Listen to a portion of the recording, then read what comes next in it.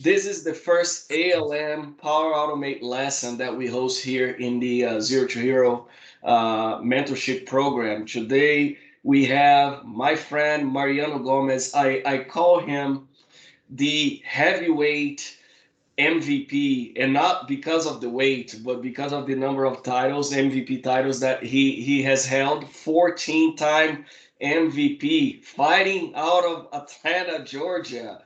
Mariano Gomez, my brother from another mother. Yes, Mariano, sir. Yes, sir. the floor is yours, my friend. Take it away. Thank you so much for devoting time for us today. And man, I'm prepared. I'm sitting down because I don't want to fall from the amount of knowledge that we're gonna get today. So take it away. The floor is yours. Thank you. Thank you, thank you. So, again, I appreciate being here. Your invite. Um, I know behind the scenes, people don't get to see some of the things that we do, but definitely Victor and I have been in touch for quite some time now. I think, yeah, literally, brother from another mother. So I appreciate the opportunity and certainly the time to do a little bit of Power Automate ALM today. So this is session 3, Power Automate Adventure, and pretty much is lesson 10. So I'm like the 10th person to step up to the base and talk about a new topic around Power Automate. And today, particularly, I'm going to talk about Power Automate ALM. Actually, I'm going to extrapolate this and call it more of a Power Platform ALM session. So know that the concepts that you take out of here will be applicable to anything Power Platform related, whether that's an app, whether that's a Power Virtual Agent, or even a you know an AI builder model or something like that. So that's gonna the level of depth we're gonna get into here. So I'm gonna try and skip to the other slide. This is a little bit of the mentorship, and I'm gonna transfer this over to Victor for him to talk about it. I think he's the most ideal person to talk about the community mentorship program that he started than I am. So Victor, take it away for this slide.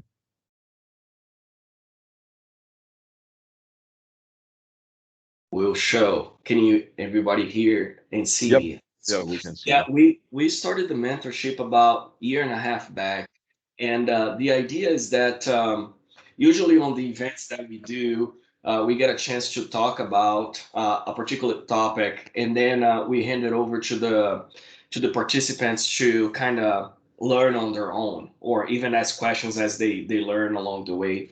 So the idea of the mentorship is to take the same concepts and present at a slower pace, and then give room for people to ask questions and concerns, and then grow not only in the technical aspect of learning and technology, but also expand to more of the person to person relation in this community. So we have done a couple on Power Apps portals, a couple of sessions in which a few folks have given feedback that they were able to either get their first job in technology, but or also enhance their career. I spoke with somebody the week before last that he got a leadership job in his company, applying the concepts that he learned during this mentorship. So the idea of the mentorship is to help people grow their career, and we do it free of charge, trying to help as many people as we can.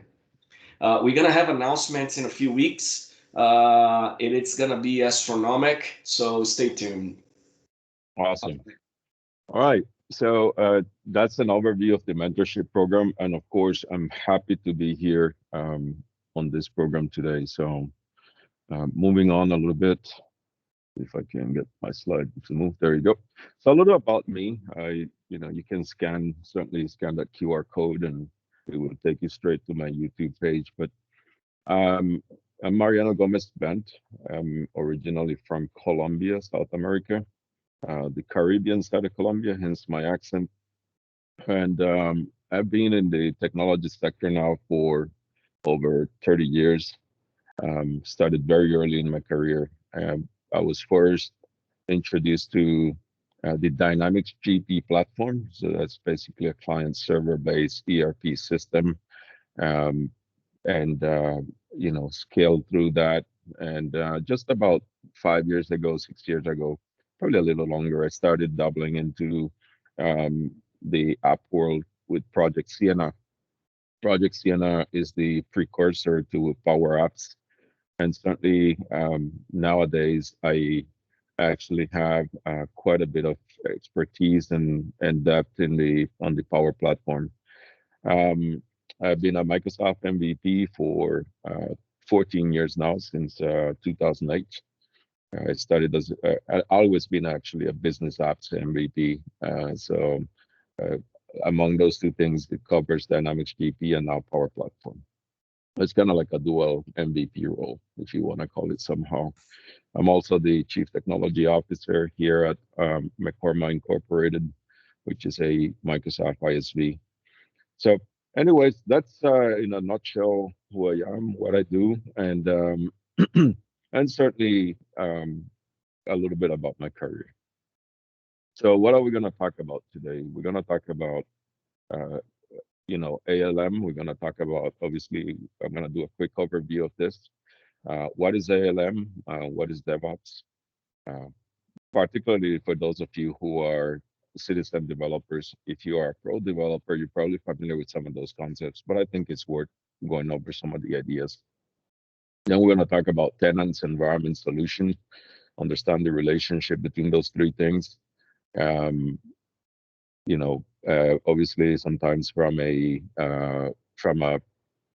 citizen developer, you're kind of shielded from those things. So I want to make sure that it's clear. Uh, we're going to talk about the Power Platform build tools, why they're important, where you can find them, uh, the Power Platform VS Code extension, why it's not important, where you can find it. And I'm going to do a demo because Victor said I must show something. So that's kind of the reason why I'm doing a demo. Well, particularly, I think I am not a slides guy, so this is going to be pretty darn quick. Um, ALM is just a process specification, design, and testing for software. That's basically what it does. And it covers everything from the minute you conceive the idea of an application or a workflow, whatever you want to call it, all the way down to testing, deploying it, and support it, and ultimately use the user experience. So you might be sitting there thinking, well, I already do that in with what I do and when I deploy my flows, but why are you going to make it so complicated? Well, what you will find out is that in the professional development world, we tend to have a little bit more processes behind um, certainly app development, workflow development, Power Virtual Agents development than meets the eye. And that's kind of what we're going to try and incorporate here today. But when you hear people talk about DevOps, that's just the software development methodology. So as you can see here on the right-hand side, uh, there's the development aspect of of the process, but it's also there's the operations aspect. So once you deploy it, operating those workflows, monitoring them, there's that whole process and aspect to that as well. Okay, so let's talk about tenants, environments, and solutions. You all know that the Power Platform overall is an environment that is, or is a set of services that run on Azure. And in order for those services to run on Azure, you must have an Azure tenant. So an Azure tenant is nothing more than a digital presence of all your organization's capabilities, whether that's compute resources, whether it's Office 365 services, whether it's even Power Platform, whether that Power Platform is basically whether you use Flow, I'm sorry, Power Automate, Power Apps, Power Virtual Agents, etc. Okay, so for once you have your Azure tenant, then you can go off into setting up your Power Platform environments and defining those environments. Now, some of you might acquire uh, Power Platform services via the Office 365 set of services. In fact, when you provision Office 365, you kind of get some of those services for free. Um, the only difference there is obviously you cannot use specialized connectors or premium connectors, but you do have Power Apps, Power Automate, and the likes with your Office 365 subscription. But you can also get or enable those services independently from any subscription. So that's kind of what you do. You provision your Power Platform services, then there you get a default environment. Um, One thing is, I don't know if you guys have noticed, but when you actually go to your environment admin or to your Power Platform admin center, most of your environments are predicated on the CRM.dynamics.com extension, and you kind of ask yourself, well, why is that ever the case? Well, just as a refresher, this whole concept of Power Platform, especially workflows and Power Apps uh, from the model-driven application side, that was actually originated on the Dynamics framework. So all the XRM tools that you use, those are all a part of that legacy Dynamics framework that is now being extrapolated or extracted into what you know now as Power Platform. Okay, and you know, in order to run uh, what I'm going to show you here today, which is ALM, you must use Dataverse. Okay, provisioning a database, a Dataverse database is a must when you actually set up your environment. Um, there's not much that I want to talk about licensing here, but keep that in mind.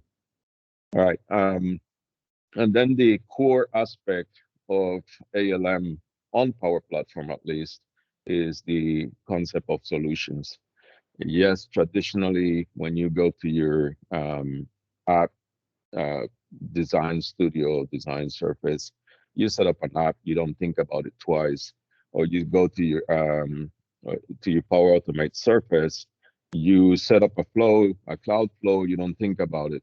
But what I want you to start thinking about differently is how you go about doing those things. What you will want to do first is you will want to set up a solution, okay? Give that solution a name, and effectively then add your constructs into the solution as opposed to free forming them. And that's kind of what's going to start setting the stage for what ALM truly is and what we truly do as professional developers with ALM. Okay. I'm going to stop here. If anybody has a question, please feel free to open the mic. Let's just make this as interactive as possible. So I'm just going to wait, just make sure you have a question or don't. Yeah, I've been watching the comments area. I haven't seen anything yet, Sure. Mariano. Sounds good. So I'm going to do a quick demo on tenants, environments, and solutions so you can get the concept and the idea of what we're talking about here. So here I have my Azure portal. Okay. My Azure portal is, as I said before, it's kind of like the digital presence of my company on all Microsoft services. So I can do things like adding Azure Active Directory accounts, setting up SQL databases, do some monitoring. I can set up bot services with the bot framework, those kind of things, manage my subscription. All these set of things that you see here, all these set of services are part of your Azure um, your Azure tenant. And of course, it tells me that my tenant is my Corma, that's who I work for.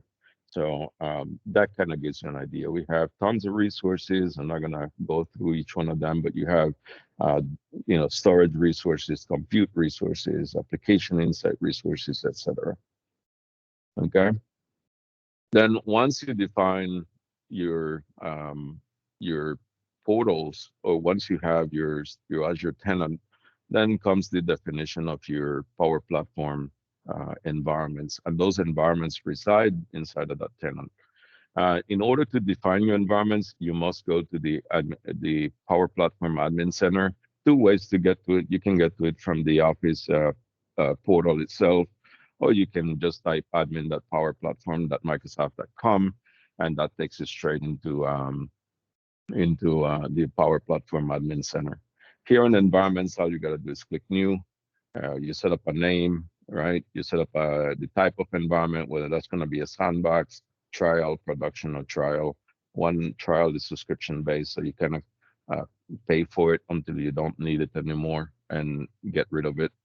And then the other trial environment, well, as you already know, you have 30 days to try it out. And either after those 30 days, either you pay for it or they shut it down. Okay, pay for it meaning you convert it to production, or Microsoft will automatically shut it down for you. All right, regions, nothing to see here. That depends where you are. So this is pretty much where the data centers are located.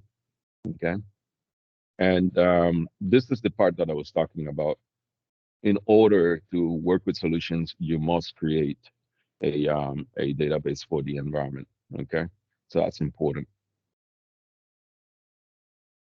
All right, so that's kind of quickly what environments are.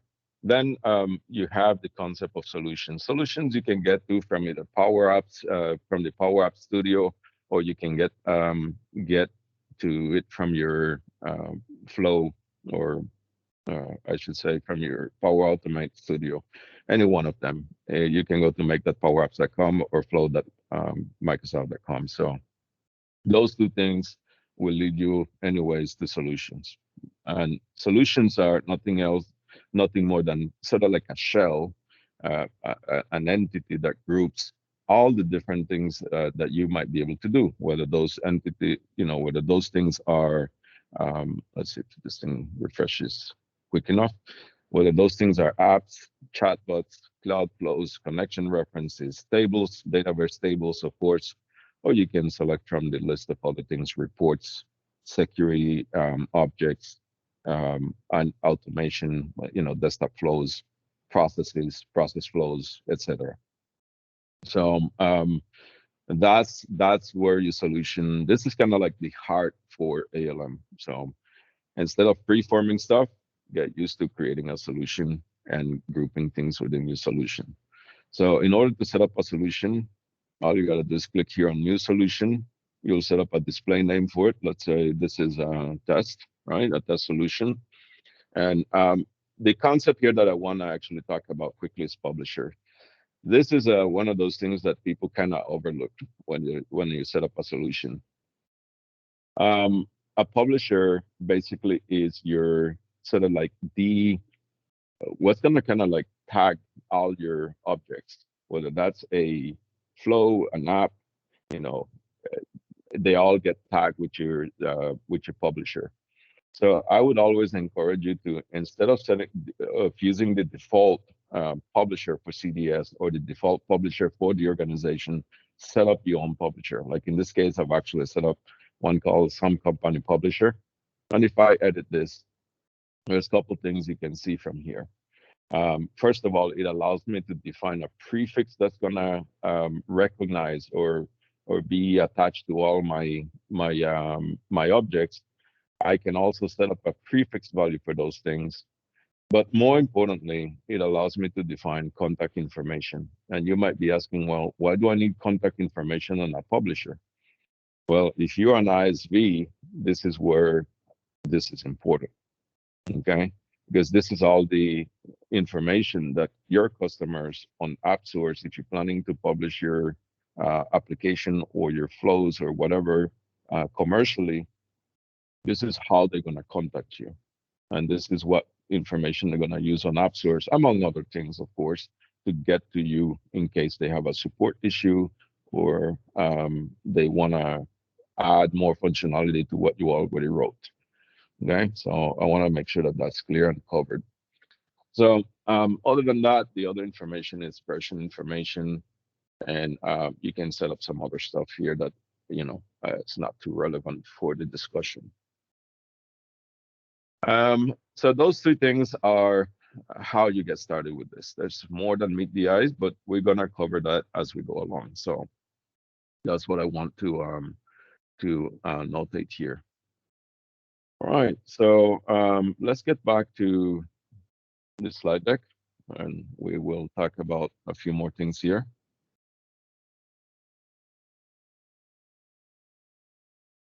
And the next thing I'm going to cover is the Power Platform build tools. So keep in mind that the Power Platform build tools are nothing more than a collection of Power Platform specific DevOps build tasks that eliminate the need for you to download any custom tooling or deal with the XRM toolbox out of through scripting, typically PowerShell scripting. Um, and basically, they are elements that you can incorporate throughout the application lifecycle, right? Throughout your entire application lifecycle management. And they reside, of course, in Azure DevOps. Azure DevOps is sort of like one of the core enterprise um, platforms for application lifecycle management that Microsoft built, and obviously later on they acquired GitHub, and there's also some components that allow you to do GitHub, some tooling that allow you to work with GitHub directly. But keep in mind that today we're talking about Azure DevOps in particular. So a couple things here. You can see that from this graphic, you kind of have like your pipelines. You can define your Azure pipelines, the environment, Power Platform, etc. And then you have all the build tools and capabilities that allow you to export solutions, import them, unpack, pack, deploy, etc., publish customizations, and what's not. There's some more tooling options. You can create an environment and so on.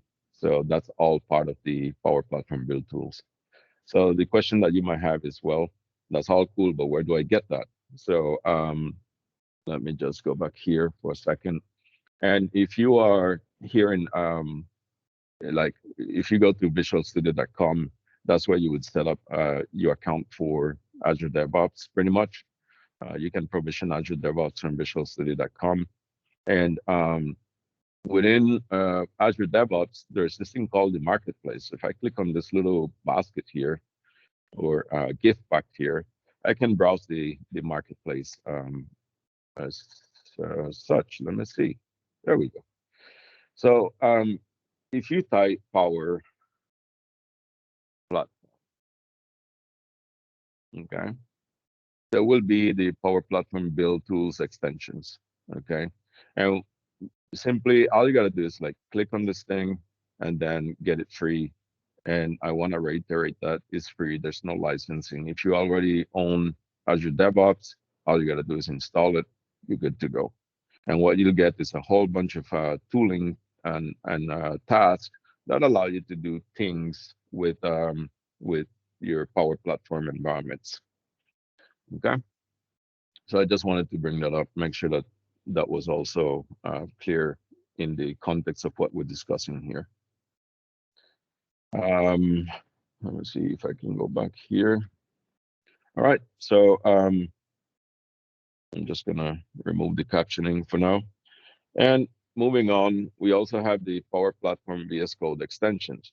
Now, I know we're talking about particularly about Power Automate in this session or this learning environment, but if you are uh, actually, let me put it this way: if you, in the context of your development, whether that's a workflow, you're also adding an application and you're interacting with apps.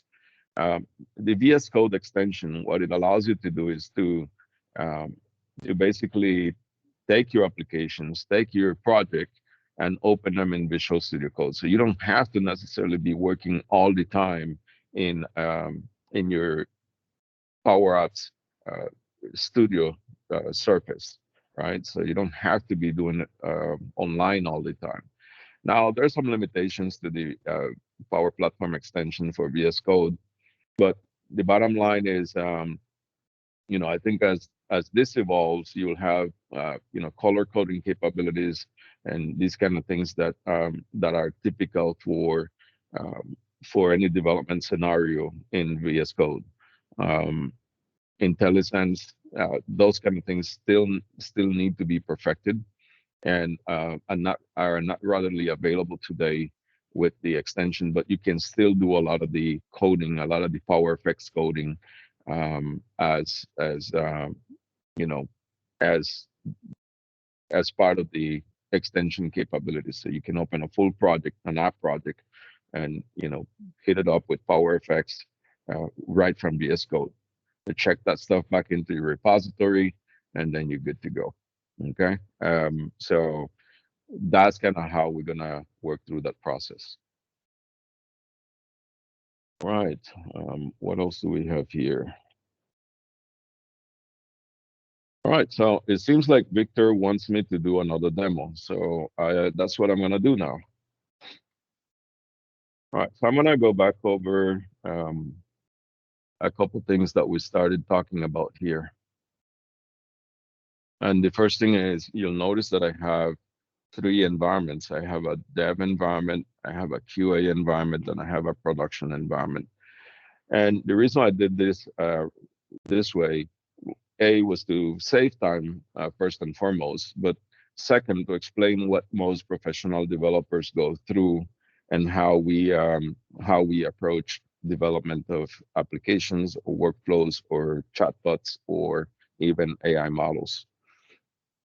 So in my development environment, right, I have some information in here, and the first thing that, as a developer, was a DevOps admin, I need to do is to make sure I can connect this environment to my DevOps environment, this Power Platform environment to my DevOps environment. How we do that?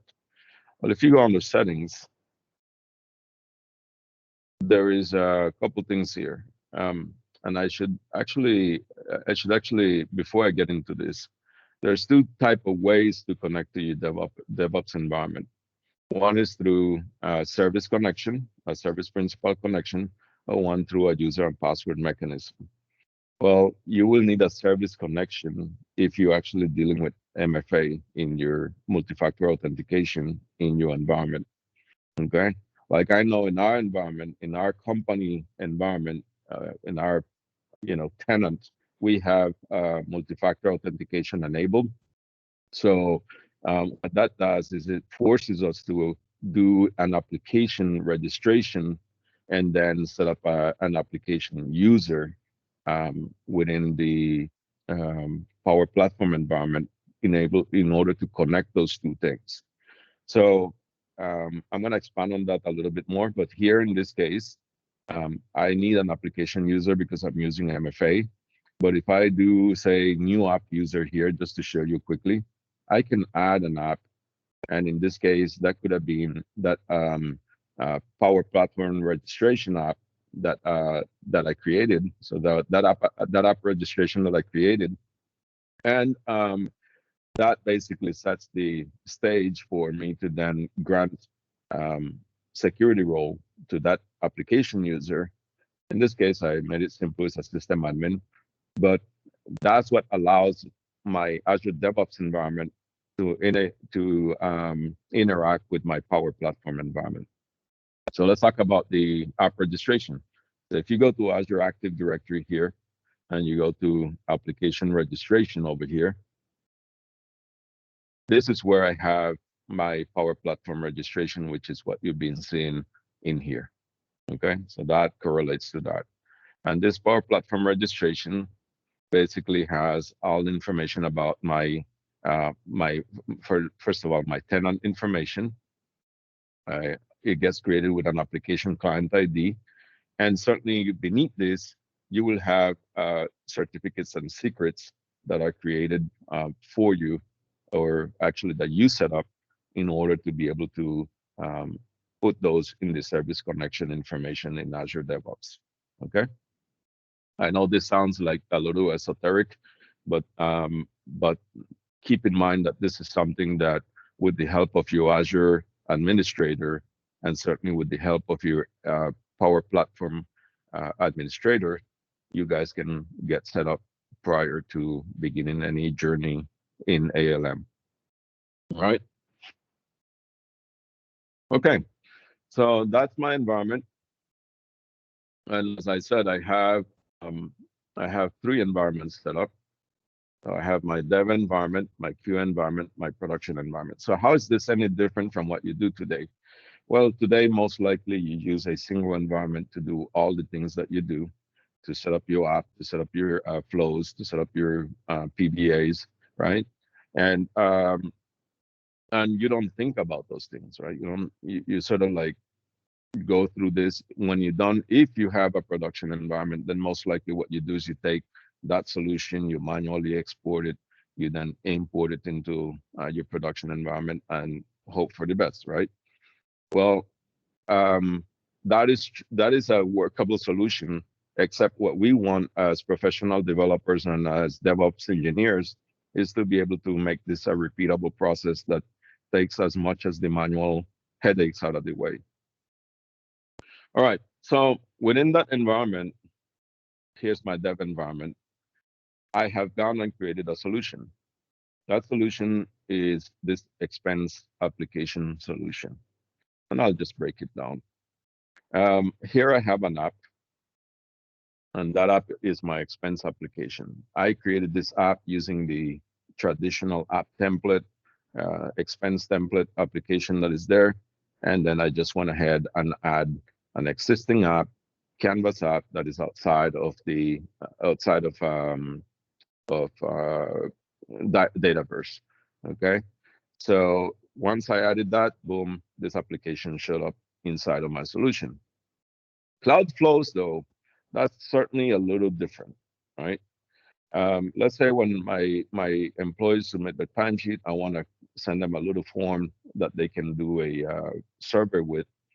Um, in order to create those cloud flows, you have to create them directly from inside of the solution. You cannot create them from the flow surface. And the reason why is because typically there's you cannot most flows that I have seen created out there tend to be manually triggered. If you have things like automated flows or scheduled flows or any other type of flow, you can only add them from here directly from inside the solution. Okay, so that's something that takes a little getting used to, but keep in mind that that's the way it needs to be done in order to leverage solutions and certainly bring that into an ALM experience. Okay. Um, so here I have this flow in particular that I created. It's called Get Employee Survey. And all it does is has a forms trigger for when a form is submitted and basically send back a reply to the employee saying, hey, we got your information. Okay. So I could actually open this from here, but I don't want to consume time because I think you all know what a flow looks like from that perspective. All right. So here's my solution, my expense solution. Keep in mind that I'm inside my development environment. I have my expense solution. Now let's talk about what happens on the DevOps side. So as we said, if I go to my original platform, what I had actually done beforehand is I set up a project. Okay, this project is a traditional agile Git oriented project. Nothing complicated or different from what you would normally do if you have any other type of projects that you've created in Azure DevOps.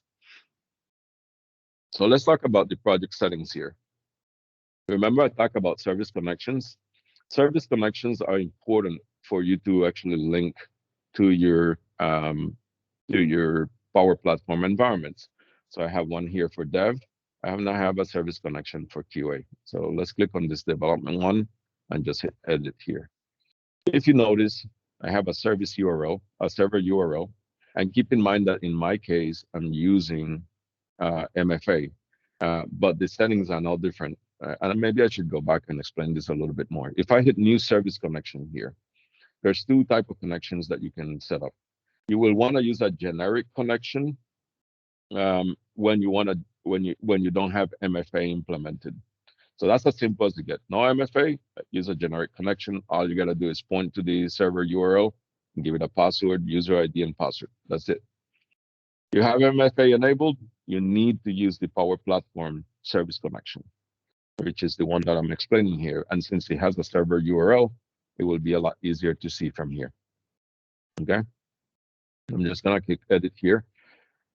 Here's my server URL. So you might be asking, well, where do I get that information? Again, if you go over to Power Platform Admin Center and you click on the dev option, this is the service connection. All you gotta do is copy the link, go over here, paste that thing over here. The tenant ID, where do you get that? Remember, you'll get that from your let's see, from your application registration.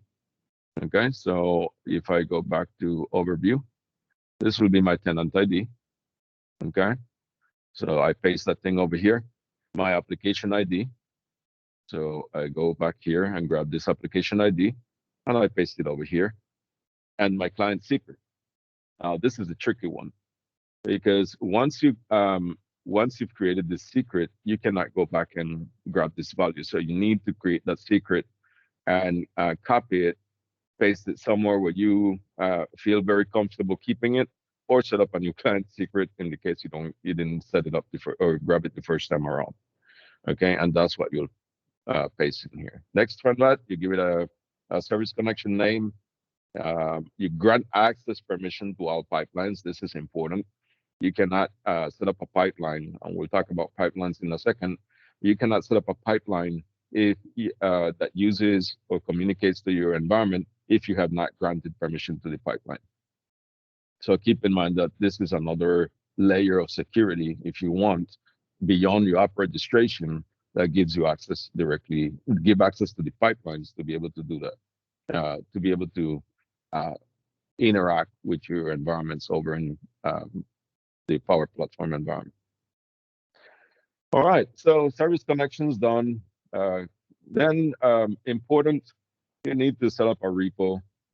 This is gonna host your source code, and that source code, if it's keep in mind that the source code that we're talking about here is nothing more, nothing less than all the information that exists inside your solution. So whether that's your apps, your flows, your Power Virtual Agents, your AI builder models, etc. Okay, so I'm just gonna stop here. It seems there's a question. Can you use Power Platform connection even if you have MFA so that in the future, when we move to MFA, everything is ready? No, I don't think that's possible. Um, Let me think about this. You know what? Honestly, I see no absolute reason why you can't. Now that I give it a second thought, I don't think there is a reason why you can't, because all the same things apply, except I don't know if what I really don't know, because I haven't tested, is if Azure directly deals with the fact that you don't have MFA enabled and just switch to a standard authentication at that point. But that would be something for me to test out. I think that's basically what it comes down to. I have tested in the past within another context. It was using an account to perform the easy repo automation, test automation, and MFA.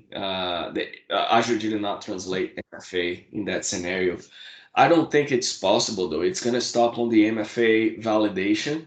Correct. So that's what I was thinking was going to happen. So, which brings me to the point that that you're making, Victor, in the chat as well. What you want to do is the accounts that you want to use to validate or to interact with your Power Platform environments. Please, please, please don't make them your traditional user accounts. You want to set up a service account for those things. Okay. So here in Azure, if I go back to home over here, when I go to Azure Active Directory, the accounts that I set up down here under users, Make it a generic service account. You don't want to do a traditional user account and password because, first of all, it's poor practice, and second, ultimately, you want to make sure that that you applying, that if somebody leaves the company, it's not dependent on that person's account, that then you as an administrator had to disable something. I mean, I know it sounds like pretty basic stuff, but you would be surprised the amount of times I've seen that in true production environments. Yeah. The other comment I would make is if you do register that as an app, what Microsoft call it an application user, Yep, which is the process that Mariano just completed here, it won't incur license cost. Okay. correct, If you do it as a regular user, you have to give it a license, and that's money that you're gonna pay every month. If you do it as correct. an application user, then you That's a save. very good point. That's an absolute very good point. So application users, they don't hit you your licensing costs, and I think that's probably a pretty darn good reason not to use a regular user. Yeah. So so that's that. So you actually initialize the repo. You get the traditional README file. Keep in mind this is not created the first time around, because I just went through and set up all this stuff for you and test it out. So just keep that in mind. But then once you have your repo initialized, um, it's very important that you then set up your. There's one more thing here, permissions wise, on their repos and security. You then want to make sure you go ahead and grant your build user contributing rights to be able to, um, you know, run the pipelines. If you don't do that, then those build agents are not going to be able to, or those pipeline agents are not going to be able to write anything to your repo. Okay, so various layers of security, all that stuff is documented, of course, in Microsoft Docs. So I don't expect you to memorize all this thing. You can always go back and watch the video when we're done to from here. But then you get into pipelines. All right, this is where it gets really interesting. Because pipelines that basically do all the automation for you. All right, the stuff that you do, which is basically download your solution, make a copy of it, upload it somewhere, or save it somewhere where you have some sort of versioning. That stuff is no longer necessary when you're using, first of all, when you're using repositories, but more so when you're also doing things in an automated fashion. So get used to automation, get used to repeatability. That's what you're trying to build here. So I've actually set up a get source code uh, pipeline. And this pipeline, all it does really is, and bear with me for a second, I don't expect you to be a YAML developer. I'm not a YAML developer. I don't want to be a YAML developer, but YAML is the ultimate code that you get from the task that you set up. I'll show you right now. So bottom line is, what this pipeline does is it goes and retrieves the source code from my Power Platform environment and puts it into this repository that I've created here. So what does it need to do that? Couple things. It First of all, it needs to install the Power Platform tool installer. So first of all, once it pulls the VM image for the build agent, is then gonna install the Power Platform tool installer options. Okay, and then that's no more, no less than all your XRM components, XRM tool components that gets downloaded into that agent for Power Platform to do its thing. Okay, and what thing? Well, first of all, you want to pack the solution. So the first thing it's going to do is it's going to grab all the information from that solution and bring it down into a zip file into that build agent, right? Then it's going to take, once it brings down, that solution is going to import it into the environment. So it's going to just import it down into the build agent, from which then it gets exported, meaning it's going to then transform it into a managed solution, and then it's going to publish that as an artifact. So you might say, well, why are you actually doing this, right? And do I have the right one? Get source code. Let me see. Power Platform. Import solution. I don't know. This doesn't look like the right one. That's because this is the one that I'm looking for. So let me go over that again. So what I'm gonna do is, in order to get my source code, I need to connect to my environment and retrieve that solution, right? That solution is then retrieved as a zip file. If you actually have exported a solution manually, when you export it, what do you get? A zip file. So that's exactly what happens here. And then once we get that zip file, we unpack it. Why? Because we want every single individual YAML file and the folders that are created underneath that file. And then once you've done that, then you take all those files and you move it to the repository. For that, you use a command task. So now you're saying that you're looking at this and you're saying, well, Mariano, I really don't have any clue what YAML is. I don't care to learn YAML. And this is the part where if you go here and type Power Platform, these are all your build tasks. So this Power Platform tool installer, okay, there must be some sort of Power Platform tool installer right here, right? And all I gotta do is add this, right? If I add it, let me show you what it does. Let me just go down here a little bit more. I add it, boom, I get YAML code, right? So that's what that is. So note that you don't need to learn any YAML. You can use all the different options here. So when I export the solution, well, I guess most likely there's an export solution here, right? Okay, so here's my Power Platform export solution. Boom. This is where now you would select the service connection. If you're using MFA, right? Boom. And these are the ones that I've created. So here's my dev one, my solution name. Solution names, you don't want to hard code those. Why? Because you have the ability to say, um, just use a solution name, the variable. And I'll explain variables right now, right? Why do you not want to hard code stuff? If you know anything from reusability, you might be able to have this done in a different project for a different solution that you're working on. And all you have to literally do is copy paste stuff. Simple as that. Export, import, and you're good to go because you don't want to have to do this manually all the time. So if you see here, the next thing it says is what type of export that you want to do. So most likely this is an unmanaged, so you don't have to check this. But if you wanted to export it as a managed option, a managed solution, you could export it as a manual solution. Then it creates obviously binary code for that. And you can do it as an asynchronous operation and so on. Okay. So I don't want to learn YAML. Most likely you don't want to learn YAML either. So use the task. That's where the Power Platform build tasks come into play. All right.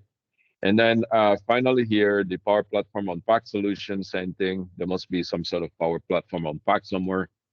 I think you get the point at this moment. Okay, so here's my unpack solution. If I choose that, it will give me a set of parameters again that I want to use. Boom, boom, boom, and you add that to your list of tasks over here. The last one is a command line task because somehow somebody forgot to add a Power Platform build task that will take the directories from here and move them to the repository. But hey, I'll give them a pass. Here are the set of Git commands to do that. Okay. These are available on the Power Platform GitHub repository, so you don't even have to know anything about this. Just copy paste, change the user that you want to use for it. Make it a service user. Again, I'm just doing this for demo purposes, but you get the point here. Okay, this is a pretty standard script. All you gotta do is decide where you wanna, what branch you wanna send it to, and you're good to go. All right. All right. So give or take, this should work something like this. So if I save this and commit directly, or yeah, I can commit directly to the pipeline branch. Something I don't recommend, but if you want to do it that way, up to you. No big deal. So I'm gonna go back here. and run this particular pipeline. So here's my branch tag, run that, good to go. Okay, so the job is executing. I hope it doesn't take an eternity um, over Teams, but I've noticed times where this takes forever just running over Teams. So bear with me here for a second. In the meantime, if you have any comments, questions, please put them in the chat or get off of mute. I don't have a problem with that. I'm not that type of presenter, so you can get off of mute, turn on your camera, and let's make this interactive. So as you can see here, the next step that it's doing is executing the task to install or to get the Power Platform tool installer components. And if you are familiar with this stuff over here, you'll see a whole bunch of XRM tools being executed. It does a NuGet, it goes and get that NuGet provider for you, install the modules. Here's the XRM tooling. So all that stuff that you used to do through standard, uh, PowerShell scripts, it takes that thinking out of the way for you. And there you go. I don't know why that failed. So let me just double check that.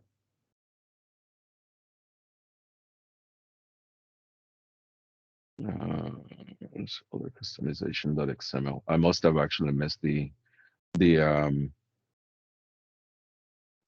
me see. Must have actually missed the correct pipeline for it. The correct branch. Actually, here's the branch. I don't know why I always miss that. Let's go back here.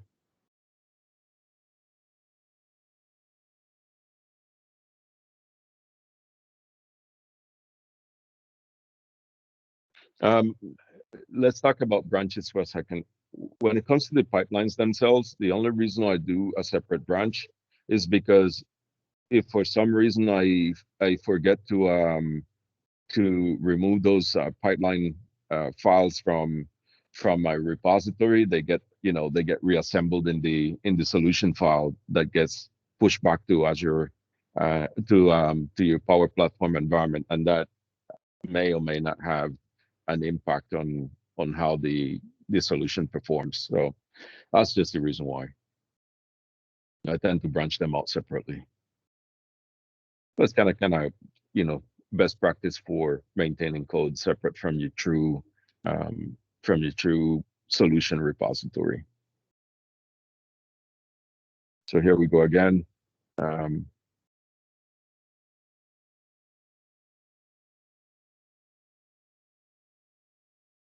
So we have the installer portion working. That's good. This is the one that caused us a headache a couple seconds ago. So hopefully, yep, I think it cleared that. So now it's exporting the solution from my org. As you can see here, it tells you what org it's exporting it from. It tells you what my org friendly name is, Zero to Hero Dev. So if you go over here, that's my Zero to Hero Dev, right? That's the one that contains all my code that is in that solution. And here's the command line interface to move it to the repository. And it seems like we're good, right? So it didn't fail, right? That's what we want. We want a job that completes from end to end just fine. And if I go back here, here's my expand solution repository with my code. Here's my Canvas apps, right? Here's my .ms app. Here's the customization package. Here are the workflows that I have, and if I had other items, they would all be here. Now, you citizen developers out there, if nothing else, think of this as a way to back up your projects. If you don't know anything else about DevOps and you don't care to know anything about DevOps, please think of this as a way to at least back up your projects in a true professional repository for code. Okay. So once you're done here comes the development aspect of things. You can clone this repository, and this is where Visual Studio Code comes into play. I can clone this in Visual Studio Code, and I can then open it when it's done. Okay, and that basically You're probably not seeing this, so let me see if I can move this over. It's gonna ask me for a folder where I wanna store this repository, and I'm gonna put it over here and select this as my repository location. So you're probably not seeing this, but it's basically cloning this repository, and I'll move it over here in a second so you can see it. So here's Visual Studio Code. And yes, I trust the authors. I guess I'm the one who did it, so I trust it, right? And then I'm going to then show you a couple things here, because this is where it gets really super cool. So keep in mind that here you have Canvas apps. I had an app, and I just want to touch base on this for those of you who also do Power Apps development. Um, Remember I told you we talked about the Visual Studio Code extensions. So if I go to extensions here, I also have the Power Platform tools installed. So basically what this does is it makes all the Power Platform or Power Apps command line interface available to me. And all I gotta do then is open a terminal window.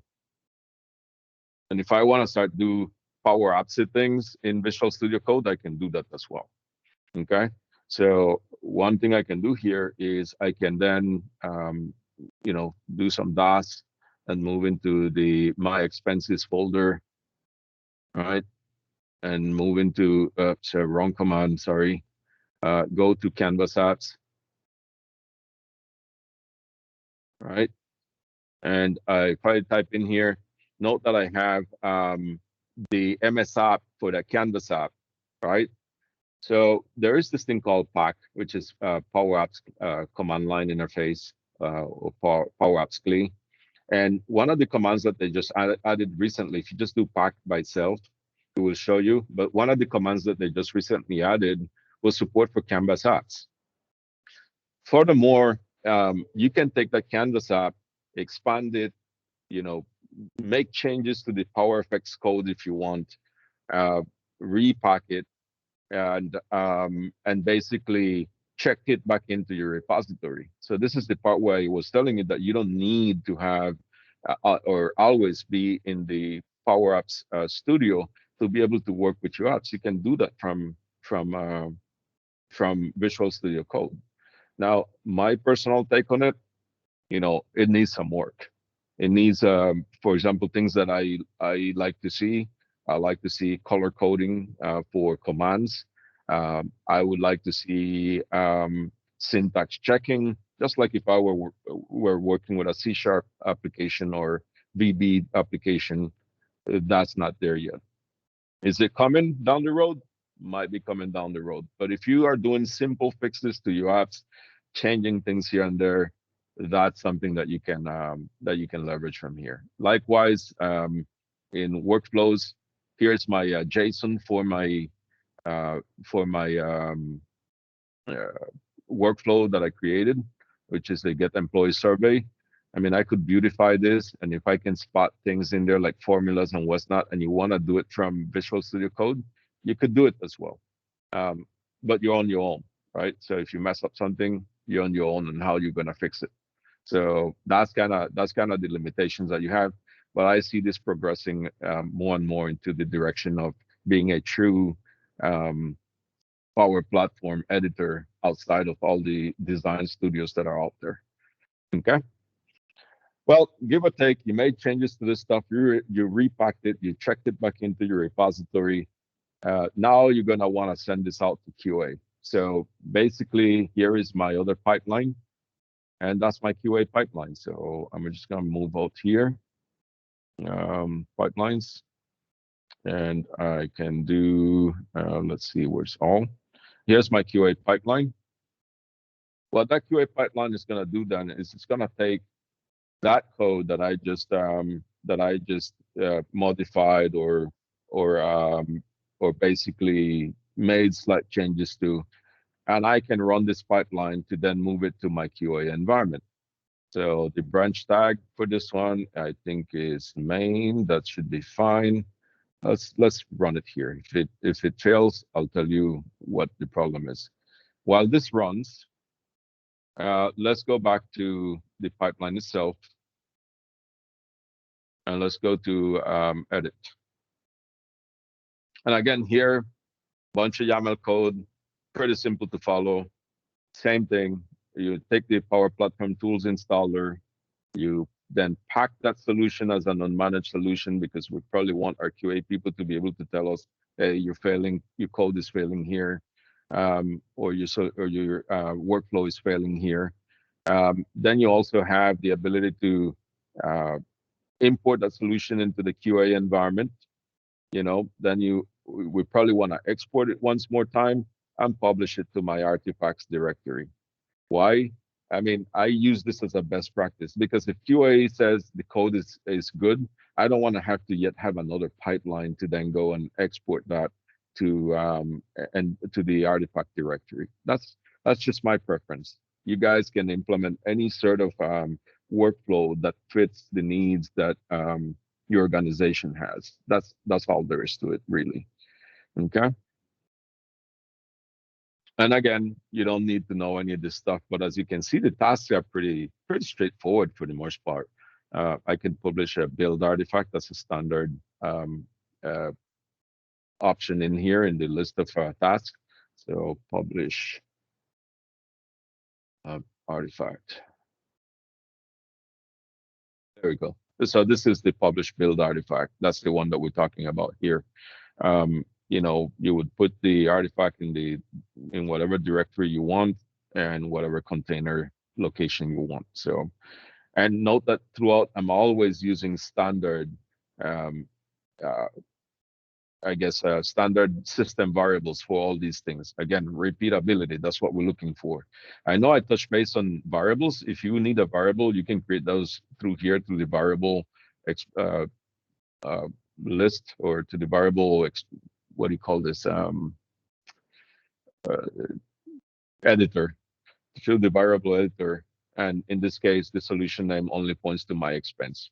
Why? Because if I want to copy paste this somewhere else, boom, I have all the template.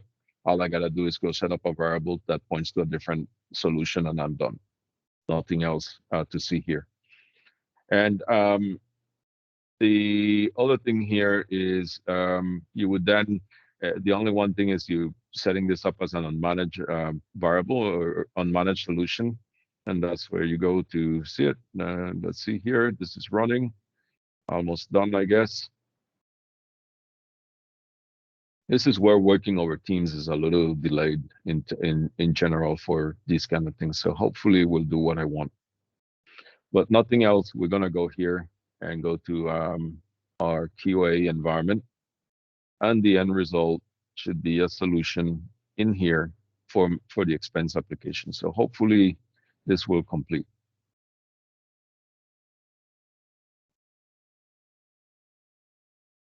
Okay. While this is working, I want to get rolling on one last thing.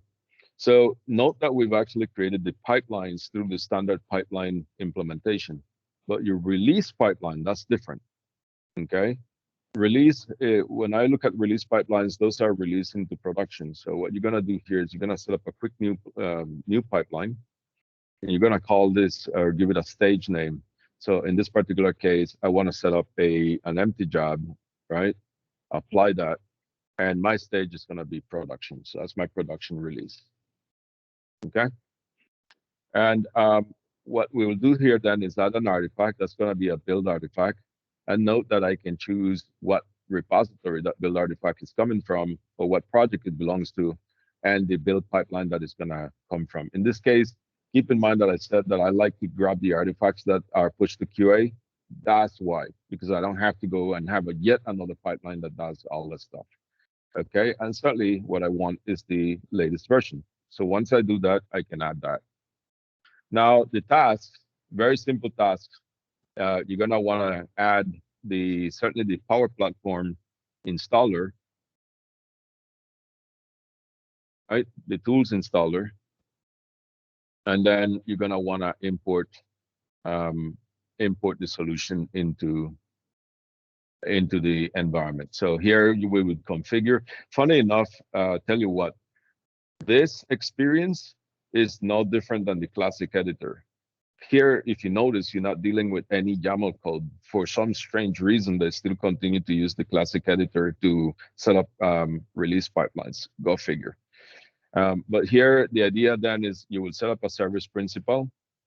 Um, let's assume that I don't have one for my production environment, so I can quickly set up one here, and then I can go over here and grab the server URL for my production environment. That's going to be this one, and I'm just going to hit copy here and paste that over here. And the tenant ID, again, I think I gotta go over here and go to Azure Active Directory, um, app registrations, and Power Platform registration. And I can grab my tenant ID from there. Boom. And then paste that over here. All right. So the details, this is going to be 0 to hero production. Okay. And this is going to be production push or deployment, whatever you want to call it. Okay. And we grant access to the pipeline, save that here. And I've actually set up a production connection. The solution input file, you can always set that from your drop folder. And then you can see that that comes right here. Okay. And once again, you can either alias this out or set up a variable for it. No big deal. You can use the deployment settings file as if you want. The bottom line is that's your deployment pipeline. You save it wherever it's needed to be saved, and you're good to go. So as you can see, guys, there's no mystery to this stuff. What this does for you, though, is it provides a repeatable experience to getting code across different environments and deployed in a proper manner. Just imagine if you had to deploy this to 5 or deploy this code to 5, 6 different environments, and you had to do that manually. You'd be exporting and importing solutions manually for at least an hour, right? Hydrating connections and a whole bunch of other things that you don't need to do this through here. The one thing I will do caution you about, though, is because you're using service connections. See, by the way, this is the expense solution just got here. If you're using service connections, well, number one thing you need to do, publish your customization. So once you actually have completed this whole cycle, you go and publish your customization, you will then need to share your apps, share your workflows with whomever you need to share them, and basically call it a day. That's it. That's really it. Same thing when you release to production. Other notes for consideration, things like connections. If you have connections that are different between environments, you might want to set those up as environment variables. So you can reference those environment variables in your DevOps pipelines and basically hydrate them accordingly across the deployment process. So um, that's in essence my presentation. I really would love to spend 3 hours with you guys here, but you know, this is just an appetite weather because there's no other way to describe it. You know, that's my information. You can definitely go online to my YouTube channel, subscribe to that. I have tons of material that I normally release about, you know, DevOps. My specialty in the Power Platform seems to be around DevOps more than anything else. I build apps with the best of them, but I don't, you know, do that. My thing is more on the deployment side. This is my Twitter account. Please follow. This is my LinkedIn. Feel free to hit me up on LinkedIn. I'll be more than happy to accept um, your request for connection. And that's it. I appreciate you being here, guys. All right, Mariano. I had a message here from Rogerio Perez. He had to step out, but he wanted to meet you, thank you, and congratulate you for the presentation. So I want to make sure I do that. He's a fellow Thank you. Brazilian, so you wanna whatever Brazil tells you to do, you gotta do it. Otherwise you are. So it's done. But I want to thank you again. I mean, this is the first one, right? We'll have Yeah, the continuation next week. But the what I wanted to recognize is I never seen anybody pack so much content on DevOps in 1 hour and be able to deliver as graciously as you did. You know, it's and, not a, it's definitely not a pretty topic. no, it's not, and It it's could be hard to very dry. it is pretty hard to explain, and you have taken it from the very beginning with the concept and walked us into one full example, and it's amazing. I'll tell you what, I mean, if we had to do this particular task manually, we would be here pretty much half day at least, to get through, you know, making sure that the solution is ready for deployment, and then prepping Yeah. up files and doing all that. So it would be a hard task to do, and then thank God we can do it using pipelines and such. Yep, So yep. that's very cool.